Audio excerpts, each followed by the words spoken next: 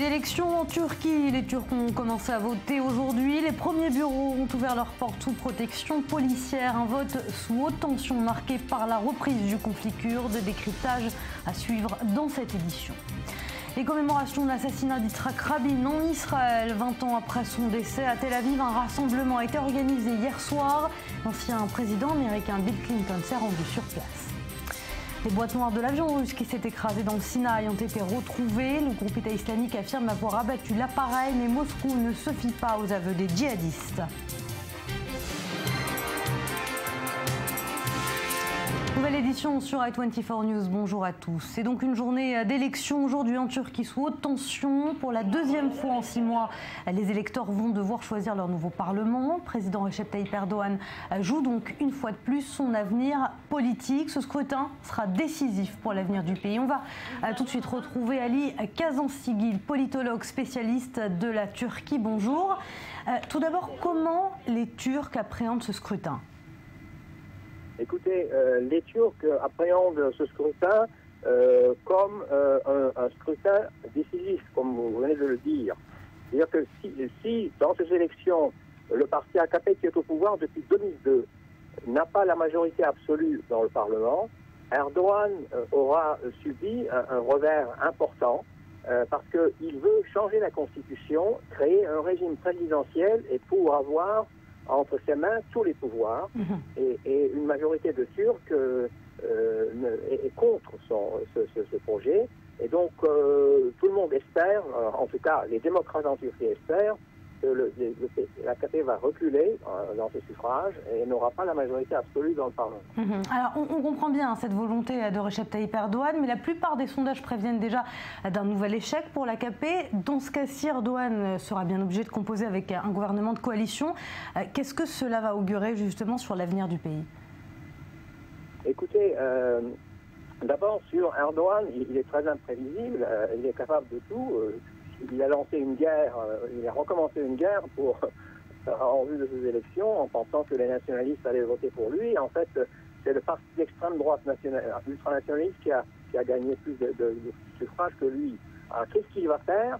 Malheureusement, la Constitution, je crois, en tout cas, je pense que la Constitution lui permet encore une fois de dissoudre le Parlement et de faire de nouvelles élections au motif que les partis n'arrivent pas à s'entendre. Or, dans les précédents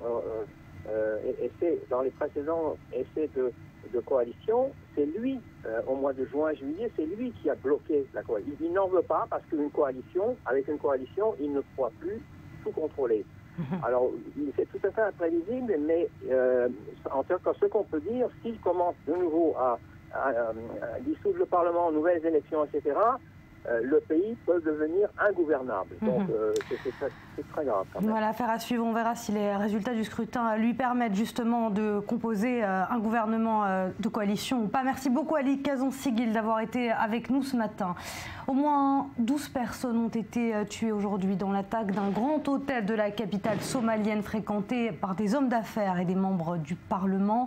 Le groupe Al-Shabaab, groupe islamiste lié à Al-Qaïda, a immédiatement revendiqué cette attaque. Et c'est dans ce même hôtel d'ailleurs où 2 agents des services de renseignement français avaient été enlevés en 2009. Selon la police, les agresseurs ont fait exploser une voiture piégée afin d'ouvrir le passage avant d'entrer à l'intérieur de l'hôtel et tuer donc 12 personnes. Direction Tel Aviv à présent, quelques 50 000 personnes étaient réunies hier soir. Un grand rassemblement donc à l'occasion du 20e anniversaire de l'assassinat d'Yitzhak Rabin. Le Premier ministre israélien avait été tué par balle par un extrémiste juif il y a donc 20 ans. Plusieurs personnalités se sont exprimées, notamment le président israélien Reuven Rivlin, mais aussi l'ancien président américain Bill Clinton qui était sur place. Myriam Amen. Des dizaines de milliers de personnes sur la place Yitzhak Rabin. Des Israéliens de droite comme de gauche, réunis pour rendre hommage au Premier ministre assassiné il y a 20 ans sur cette même place. Les déclarations d'hommage se sont enchaînées, les invités de marque aussi. Bill Clinton sur place et Barack Obama, dans un message enregistré, ont appelé les Israéliens à poursuivre l'œuvre d'Yitzhak Rabin. La prochaine étape dépend de votre décision. Si vous décidez qu'Yitzhak Rabin avait raison, Qu'il faut vivre avec son voisin, que vous voulez offrir une chance à vos enfants, que vous voulez vivre en paix. Ceux qui l'aimaient et qui aiment Israël prient pour que vous preniez la bonne décision. Yitzhak Rabin a compris le danger auquel Israël devait faire face. Après tout, il défendait lui-même Israël, en tant que soldat et en tant que général. Mais il a aussi dit qu'on ne pouvait dominer éternellement les Palestiniens par la force. Et il cherchait chaque occasion, chaque chance pour aboutir à la paix. Le président israélien s'est lui attaqué aux incitations à la haine et à la violence à l'encontre d'hommes politiques. Lui-même a reçu de nombreuses menaces de mort. À ceux qui menacent, à ceux qui lèvent le poing, à ceux qui dessinent des images d'uniformes SS.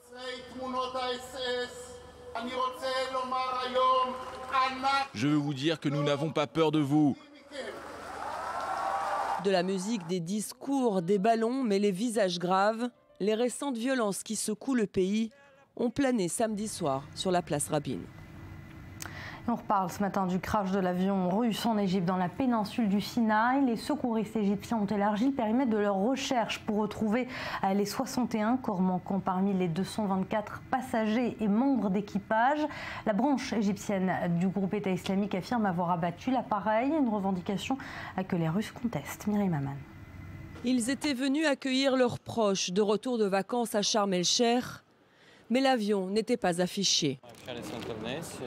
J'ai regardé où était l'avion sur un radar disponible sur Internet. Tout avait l'air en ordre. Je suis arrivé ici vers 11h30, mais le vol n'apparaissait nulle part sur les tableaux d'affichage. Après quelques minutes d'incertitude, la terrible nouvelle tombe. C'est l'incompréhension, le choc. Hier, mon fils a appelé. Il a dit que l'atterrissage était prévu à 11h40. Il était en vacances avec sa famille et sa petite fille de 10 mois. Les enfants sont rentrés un peu plus tôt. Ils étaient tous là-bas ensemble. Ils sont rentrés plus tôt, mais mon épouse a pris un vol plus tard. Elle avait un mauvais pressentiment la nuit dernière. Les proches des victimes ont été pris en charge par une équipe de médecins et de psychologues. Des prélèvements ADN ont également été effectués pour permettre l'identification des corps. Les passagers n'ont eu aucune chance. C'est tout ce qu'il reste de l'avion Metrojet. Des dizaines de corps ont été retrouvés sur les lieux du crash et transportés au Caire par hélicoptère. L'enquête, elle se poursuit et plusieurs pistes sont sur la table. Celle d'une défaillance technique, mais l'appareil âgé de 18 ans avait subi un contrôle complet en 2014. Jusqu'à ce que le crash survienne, nous n'avons reçu aucune information concernant des éventuels défauts dans l'avion. Nous n'avons pas non plus reçu de SOS. L'hypothèse d'un attentat est également explorée. La branche égyptienne de l'État islamique s'est empressée samedi de revendiquer le crash. Les experts ont écarté la possibilité d'un missile, Daesh n'ayant pas la capacité d'atteindre un avion volant à cette altitude. Mais l'hypothèse d'une bombe placée dans l'appareil n'est-elle pas exclue? Les aéroports égyptiens ne sont pas réputés pour leur contrôle de sécurité. Les autorités russes ne croient pas à la thèse terroriste et penchent plutôt pour la négligence de la compagnie aérienne. Des perquisitions ont été menées dès samedi dans les bureaux de Metrojet. Les enquêteurs égyptiens tentent à présent de faire parler les deux boîtes noires. Elles devraient permettre de mieux comprendre les circonstances du drame. Allez, un mot de sport avec la Coupe du Monde de rugby. C'est la Nouvelle-Zélande qui a remporté face à l'Australie 34-17. Les All Blacks conservent donc leur titre de champion du monde de rugby. Jamais un pays n'avait d'ailleurs été sacré 3 fois et surtout 2 fois consécutives. Je vous propose d'écouter les réactions des supporters.